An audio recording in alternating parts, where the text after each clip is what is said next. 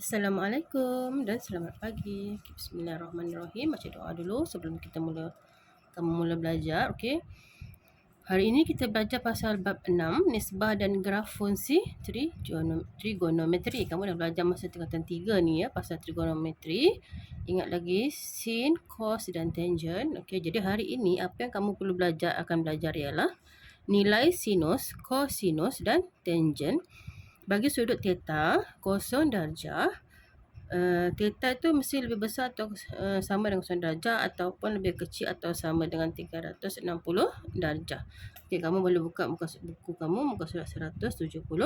Okey, ini dulu yang kita belajar untuk hari ini. Okey, nanti graf kita akan belajar nanti. Okey. Jadi kamu tahukah, kamu bacalah ni. Keruangan tahukah anda siapakah yang mencipta atau memperkenalkan trigonometri ni? Inilah Hipparchus. Okey. Nama ahli astronomi matematik yang dikenali sebagai bapa trigonometri. Okey. Kita tengok sini ya. Okey. Sebelah. Okey, nampak tu burung helang? Kenapa dia tunjuk burung helang tu? Inilah gunanya graf fungsi trigonometri. Itu kita akan belajar nanti ya. Okey. Okey, kita lihat muka surat 174. 6.1 nilai sinus, cosinus dan tangent bagi sudut theta kosong darjah. Theta lebih besar atau sama dengan kosong darjah dan lebih kecil atau sama dengan 360 darjah. So di situ dia bagi kamu tengok kamu bulatan unit. Bulatan unit. Bulatan unit ni maksudnya bulatan tu okey, dia ada paksi Y dan paksi X. Dia ada paksi X dan paksi Y yang membahagikan bulatan ini kepada 4 bahagian yang sama besar. Di mana jejari ini ialah 1. 1. Kat sini negatif 1, sini negatif 1. Maksudnya jejari dia adalah 1. Bulatan unit ini jejari dia adalah 1 dan berpusat pada asalan. Okey, dan paksi X dan paksi Y ini membahagikan bulatan unit itu kepada 4 bahagian yang sama, di mana kita panggil yang sebelah kanan ni sukuan 1. Yang ini sukuan 2. Okey. Yang ini sukuan 3. Dan yang ini sukuan 4. Jangan kamu tukar dia, mesti mula daripada kanan ni. Sukuan 1, sukuan 2, sukuan 3, sukuan 4. Boleh? Okey. Selepas itu, bila dia beri satu titik P kat sini, okey, ada satu titik P kat sini. Okey. Lepas tu kita jari pergi P di sepanjang lilitan bulatan itu dan theta. Okey, jadi kita tengok sini kita bentuk satu sudut dan kita namakan dia sebagai theta. Daripada mana? Daripada yang paksi X ini pergi pada titik P. Okey. Okey, dan theta ialah sudut yang dibentuk oleh jejari bulatan unit OP. OP, nampaklah dia sini dia punya sudut OP. Kalau dia tanya sudut OP, inilah dia. Okey. Dari paksi X yang positif mengikut lawan arah jam. Okey, dia mesti ikut lawan arah jamnya. Okey, dia mesti ke sini. Lawan arah jam. Macam kita buat sukuan lah. Sukuan 1, sukuan 2 mesti lawan arah jam. Bukan ikut arah jam. Okey. Okey, jadi untuk sukuan yang pertama, kita tengok ya.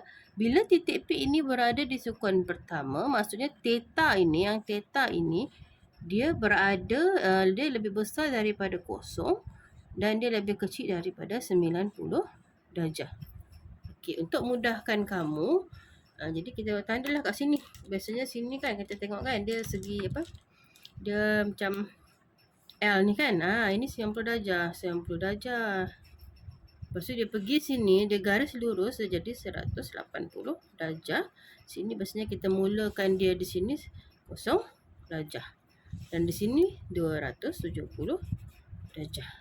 Okay, maksudnya daripada kosong ni lah ikut lawan arah jam. Jadi Kalaulah P itu berada di sini, di sukuan yang kedua, contohlah P itu ada di sukuan yang kedua, kat sini P tu. Okey, jadi mana theta dia? Theta dia mesti mula dari mana? Mesti mula dari sini. Mesti mula dari kosong. So tetanya di sini. Oops. Okey, gitu. Tu sudut dia. Okey, tu sudut theta dia, di mana sudut theta untuk yang di sukuan kedua ini, theta itu mesti lebih kecil daripada lebih besar daripada 90 darjah dan lebih kecil daripada 180 darjah. Maksudnya dia berada di sini, di antara 90 darjah dan 180 darjah. Okey. Seterusnya, kalau theta itu berada di sukuan yang ketiga, contohlah P tu kat sini. P tu kat sini. Di sukuan yang ketiga, jadi kita gariskan pergi 0. Lepas tu mana dia punya sudut? Mesti mula dari mana? Mesti mula dari kosong. Jadi mana kosong, jadi sini sudut. Okey, tu dia sudut dia besar kan? Sebab dia di sukuan yang ketiga, jadi sudutnya jadi besar lah. Jadi theta dia pula, okey, theta dia mesti lebih besar daripada 180 darjah, lebih kecil daripada 270 darjah, di antara 180 dan 270. Okey. Dan yang terakhir ialah bila theta itu berada di bila P itu berada di sukuan yang keempat, maka theta dia mana? Ingat, mesti mula daripada siapa? Mesti mula daripada kosong. Jadi sudutnya di sini 0. Ini lagi paling besar sebab dia sukuan yang paling besar. Ini theta dia. Besar theta dia kan? Sudut dia. Okey, jadi bila di situ maksudnya theta itu dia lebih besar daripada 270 darjah, lebih kecil daripada 360 darjah. Okey. So bila kita tengok di sini, kita boleh buat kesimpulan. Okey. Setiap sukuan ini dia membahagikan kepada 4 bahagian. So di sini kita tahu dia 360 darjah. So sukuan yang pertama antara kosong dengan 90, sukuan yang kedua antara 90 dengan 180, sukuan yang ketiga antara 180 dan 270, dan sukuan keempat di antara 270 dan 360 darjah. Okey. Jadi kalau kita mau tengok yang lebih detail sini, kita tengok sukuan 1. Maksudnya sukuan 1 dia macam ni lah. Ini bulatan dia. Okey, P tu di sini. Ini sudut dia. Okey, itu sukuan 1. Kalau sukuan 2, kalau P tu di sini, ini sudut dia. Nampak? Macam cikgu tunjuk tadi lah. Ini cikgu dah pecah-pecahkan. Tadi cikgu campur kan. Lepas tu kalau di sukuan ketiga, macam mana? Sama jugalah. Kalau P di sini, sambung pergi kosong, maksudnya sini dia punya theta. Okey, nampak tu kan? Ini sama ini. Dia akan jadi, okey, ini sudut dia.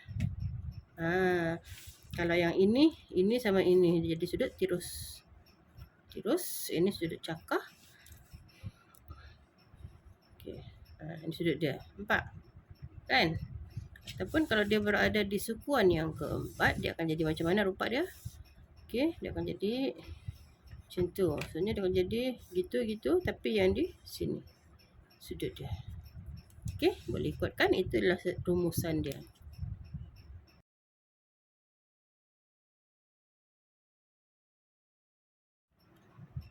Okey, sekarang kita nak lihat apakah perkaitan fungsi sinus, kosinus dan tangen bagi sudut dalam sukuan 2, 3 dan 4 dengan sudut rujukan sepadan.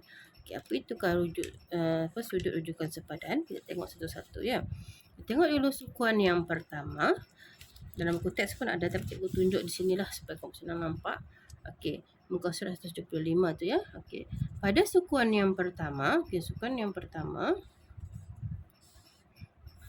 Okey, ini X, ini Y. Sukuan yang pertama kita tahu sini ialah theta. Okey. Apakah sudut rujukan untuk sukuan yang pertama? Okey, untuk pengetahuan kamu, sudut rujukan ini ialah sudut yang sentiasa kurang daripada 90 darjah. Okey. Maksudnya sudut rujukan sebenarnya adalah sudut tirus. Dia bukan sudut yang lebih daripada 90 darjah, dia mesti kurang daripada 90 darjah. Kalau dia berada di sukuan pertama, maksudnya sudut rujukan itu sama dengan sudut asal ini. Sama dengan sudut asal dalam sukuan yang pertama. Jadi kita buat simbol untuk sudut rujukan. Simbol dia ialah alfa macam tu. Alfa. Ini alfa, ini theta. Okay, jadi maksud dia bila di sukuan yang pertama, sudut alfa itu, sudut rujukan itu sama dengan theta sama dengan alfa. Kalau theta 70 darjah, alfa pun 70 darjah. Kalau theta itu 40 darjah, alfa pun 40 darjah. Bolehkah theta tu jadi 110 darjah? Tak boleh kan? Sebab dia mesti kurang daripada 90 darjah. Okay, sekarang kamu tengok di sukuan yang kedua. Okay. Kalau sukuan yang kedua, kita ada X, Y. Okay. Sukuan yang kedua dia macam ni kan. Dan theta dia di sini. Tu dia punya theta. Jadi di manakah sudut rujukan dia? Sudut rujukan tu dia mesti 180 darjah. Jadi dia akan ada di sinilah. Alfa tu dia akan ada di sana. Dia tidak boleh sama kan? Dia tidak boleh sama. Dia mesti sudut tirus. Kalau dia tanya, berapakah nilai alfa ni? Macam mana kita mau cari? Okay, jadi alfa sama dengan ini 180 darjah. Jadi nak cari alfa 180 darjah tolak dengan theta. Dapatlah sudut alfa itu, sudut rujukan dia. Boleh? Ini ialah rumus untuk cari sudut rujukan. Okay, untuk sukuan yang ketiga pula, kita tengok sukuan yang ketiga. Sukuan yang ketiga, X, Y. So, ketiga dia di sini. Jadi, tetanya di sini kan. Jadi, di manakah sudut alfa dia? Bolehkah sudut alfa dia di sini? Tak boleh sebab ini dia lebih daripada 90 darjah. Dia masih kurang daripada 90 darjah. Jadi, di manakah sudut alfa dia? Di sini. Ini sudut alfa dia. Ambil yang garis spasi X tu dengan sini. Itulah sudut alfa dia. Sudut alfa dia mesti bentuk dia macam ni. Nampak? Kita sama dengan alfa. Ini alfa. Okey. Nampak alfa di sukuan. Dia mesti sudut yang gitu. Nampak kan? Dia mesti kurang daripada 90 darjah. Jadi kita ambil yang inilah. Jadi kalau dia tanya macam mana nak cari sudut alfa itu, jadi rumus dia sudut alfa sama dengan sini 180 darjah kan. Jadi nak cari yang ini saja. Jadi yang besar ini theta tolak dengan 180 darjah. Ini ialah rumus ya. Okey, seterusnya kita tengok pula sukuan yang keempat. Okey, sukuan yang keempat. Jadi sukuan yang ketiga, ini sukuan yang keempat. Okey, di sini dia. Jadi dia punya theta tu di situ. Tu theta dia kan. Jadi mana alfa dia? Jadi kamu tahu sudah ada mana alfa dia. Nampak sudah kan? Ambil terus yang inilah. Alfa. Ini dia punya alfa. Okay. Untuk sukuan ketiga tengok bentuk-bentuk dia. Kita tahu sudah di mana dia. Kalau kamu tengok bentuk kamu sudah. Kalau sukuan pertama dia macam ni. Alfa dia. Kalau sukuan kedua alfa dia gitu. Kalau sukuan ketiga alfa dia macam mana? Gitu. Kalau sukuan keempat alfanya gini. Jadi kamu tengok bentuk tu kamu tahu sudah di mana alfa dia. Jadi macam mana mau cari dia punya sudut alfa? Sama dengan sebab ini semua 360 darjah kan. Jadi 360 darjah tolak dengan theta, kamu akan dapat sudut alfa. Okey, boleh ya. Itu ialah untuk cari sudut rujukan. Okey, sekarang kamu lihat muka surat 176 buku teks kamu. Okey, kita tengok B tu, hubungan antara fungsi sinus, kosinus dan tangen bagi sudut dalam sukuan 2, 3 dan 4 dengan sudut rujukan sepadan Sebelum itu kita tengok dulu. Jadi dia mesti ada pasi X dan dia mesti ada pasi Y. Kat sini sukuan yang pertama. Okey. Sukuan yang kedua. Sukuan yang pertama. Sukuan kedua. Sukuan ketiga. Dan sukuan keempat. Okey, jadi setiap sukuan dia ni nilai sin kostan adalah berbeza. Bila di sukuan yang pertama, semua positif. Maksudnya, semua nilainya adalah positif. Nilai apa? Nilai sin, nilai cos, nilai tan, semuanya adalah positif. Okey? Semua positif. Kalau sukuan yang kedua. Okey, sukuan yang kedua pula, sin, cos, tan. Sin sahaja yang positif. Yang cos dengan tan adalah bernilai negatif. Okey, selepas tu tengok sukuan yang ketiga. Sin theta, cos theta, tan theta. Ini negatif, cos negatif, tan sahaja yang positif di sukuan yang ketiga. Manakala di sukuan yang keempat pula, sin, cos, tan. Okey, agak-agak yang mana positif? Mana lagi yang belum positif? Cos, kan? Okey, jadi ni kamu guna hafal ni. Macam mana kamu ni nak hafal? Ada cara mudah nak hafal dia. Dulu cikgu belajar macam ni. A, S, T, C. C untuk cos, S untuk sin, S untuk sin, T untuk tan, C untuk cos, A untuk all. All semua kan. So macam mana nak faham, macam mana nak ingat, cikgu dulu ajar. Cikgu dulu ajar dia cakap macam ni. Add sugar to coffee. Senang saja. Add sugar to coffee. Add sugar to coffee. A all, semua positif. Sugar S, sin yang positif. 2T tan yang positif. Coffee C ialah cos yang positif. Ini cara mudah nak ingat di manakah nilai positif. Okey.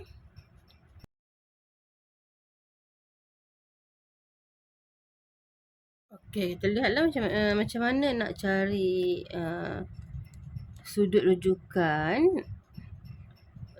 Kita boleh rumuskan yang macam tu tadi kan. Ingat lagi, add sugar to coffee. Kalau sukuan yang pertama semua positif dan nilai dia punya nilai theta adalah sama dengan nilai sudut rujukan, jadi tidak masalah, sama saja dan semua adalah positif. All positif, semua positif. Kalau contohlah sin 20 darjah. Ini sin 20 darjah theta. Maksudnya dia samalah. Theta dengan alfa adalah sama dan nilainya adalah positif. Berbeza jika dia berada di sukuan yang kedua. Ingat tadi siapa yang positif? Add S. S yang positif. Ingat itu S yang positif. Yang lain adalah negatif. Jadi bila tibanya sin theta, maksudnya sin theta tu di sinilah dia punya sudut dia. Sin theta maksudnya sama dengan negatif sin alfa. Sorry, bukan negatif, positif sebab dia di sukuan kedua. Ingat, sukuan kedua sin ialah positif. Okey, jadi sama juga dengan positif sin 180 darjah tolak dengan theta. Okey, macam rumus tadilah yang kita dah buat tadi mula-mula tu. Okey, kalau cos pula, cos theta dia sama dengan negatif kan? Cos alfa. Dia tidak boleh sama sebab dia cos. Jadi sama dengan negatif cos alfa 180 darjah tolak theta. Yang ini sama saja. Yang belakang ni sama. Cuma yang bezanya ialah dia punya nilai yang depan ini. Pun dia akan jadi tan alfa. So negatif tan alfa 180 darjah tolak theta.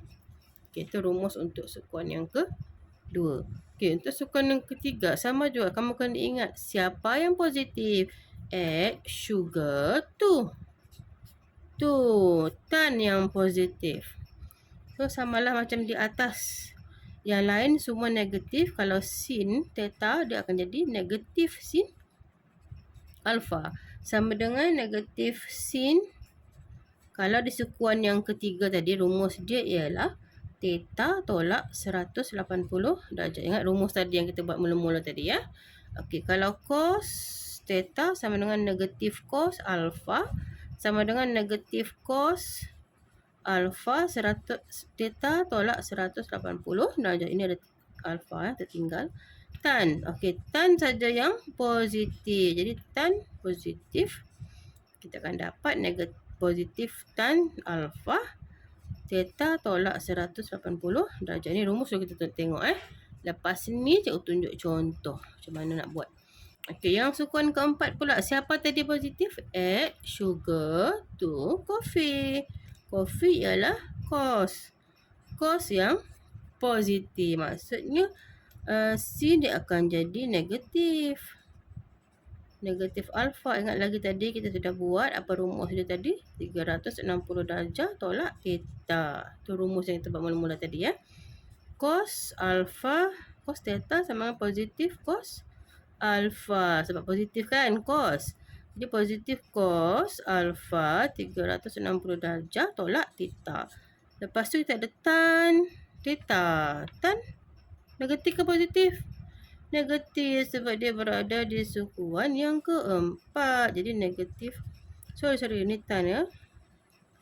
Tan alfa 360 darjah tolak theta. Okay, ini ialah rumus macam mana nak cari sudut rujukan. Nanti kita akan buat contoh. Okay, kamu tengok macam mana cara dia ya. Okay, kita tengok contoh 1. Muka surat 176. Tengok ya. Dia punya soalan dia, tentukan sukuan dan sudut rujukan sepadan bagi setiap sudut yang berikut. A 138 darjah. So kamu kena ingat ya, sudut rujukan sepadan ialah sudut tirus. Dia tidak boleh lebih daripada 90 darjah. Kalau lebih maksudnya salah lah kan. Okay, so kita tengok soalan 1 dulu. Dia bilang berada di sukuan yang keberapa? 138. Okey, boleh lukis. Sukuan ini ialah di antara siapa? Di antara 90 darjah dengan 180 darjah. So dia berada di sukuan yang kedua. Okey, sukuan yang kedua ya. Sini 180, ingat lagi. Sini kosong. Sini 90 darjah.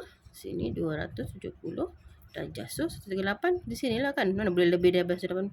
Jadi dia berada di sukuan yang kedua. Jadi macam mana mau cari sudut rujukan dia? Sudut rujukan dia ialah sama dengan apa rumus dia tadi? Rumus dia sudut rujukan kalau dia berada di sukuan kedua 180 darjah tolak dengan theta. Mana theta? Theta ialah inilah. Ini ialah theta. Theta ialah sudut yang asal. Jadi nak cari dia punya alfa sama dengan 180 darjah tolak dengan 138 darjah.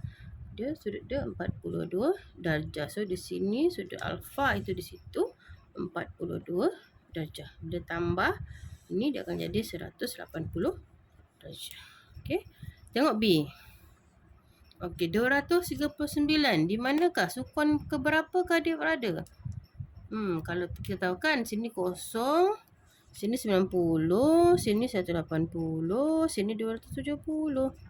Jadi 239 mana? Sini kan dia tidak boleh lebih sini di antara. Jadi 239 tu di sini, theta itu 239. Jadi mana alfa dia? Alfa dia kat mana? Ingat lagi kalau sukuan ketiga. Ini maksudnya ini dia berada di sukuan yang ketiga. Sukuan yang ketiga. Jadi macam mana nak cari alfa di sukuan yang ketiga? Alfanya di sini. Nampak tu sudut dia. Ingat lagi kan? Tengok balik tadi yang cikgu tunjuk. Jadi macam mana nak cari? Yang cari dia ialah theta tolak dengan 180 darjah. Theta tu mana? Theta yang ini 239 darjah tolak 180 darjah. Kamu akan dapat 59 darjah. Itulah dia punya alfa. Okey, manakala di sukuan yang ke berapa ni? 312 darjah C. Sukuan ke berapa? Mesti kamu tahu sudah ni. Sukuan yang keempat. Sinilah dia. 312 darjah. Jadi alfa dia mana? Ini alfa dia. Kan? Macam mana nak cari alfa dia? Dia berada di sukuan yang keempat. Okey, so nak cari alfa. Alfa sama dengan, kalau ini rumusnya 360 darjah tolak dengan theta. 360 darjah. Kamu tolak dengan 312 darjah. Kamu akan dapat 48 darjah. Dah siap. Senang saja kan? Inilah cara nak cari sudut rujukan. Okey, lihat muka surat 177. Contoh yang kedua, nyatakan hubungan fungsi trigonometri yang berikut dengan sudut rujukan sepadan. Okey, A sin 167 darjah. Apa yang kamu kena tahu dulu di sini? Kamu kena tahu sin 160 darjah tu terletak di sukuan yang keberapa? Itu yang kamu kena tahu dulu. Jadi sin 67 darjah ni letak di sukuan ke berapa? Sukuan ke 2. Sebab apa? Sebab dia kurang daripada 180 darjah, dia lebih daripada 90 darjah. Ingat lagi kalau begini, sukuan 1, sukuan 2, sukuan 3, sukuan 4. So apa dia punya formula tadi? Siapa yang positif, siapa yang negatif? Add sugar to coffee. Sekarang dia berada di sukuan yang kedua. So sukuan kedua sin. Sin ialah positif. Maksudnya dia suruh cari sin theta itu. Sin theta sama dengan sin 180 darjah tolak theta. Itu. Macam tu kan? Jadi macam mana mau cari dia punya, dia suruh nyatakan hubungan dia lah. Apa hubungan dia, sama ke tidak sama? Positif ke negatif nilai dia. Jadi sin 160 darjah, theta ni tadi kan. Ni ialah theta, sin 160 darjah sama dengan sin 180 darjah tolak dengan 167 darjah. Jadi maksudnya sin 160 darjah sama juga dengan sin 13 darjah. Ini kita boleh tengok, jadi kita nak buktikan dia sama, kita boleh tengok dari mana? Dari kalkulator. Kamu tengok kamu tekan sin 167. Okey, sama dengan, dapat berapa nilai dia tu? 0.22495. Ingat 0.22495.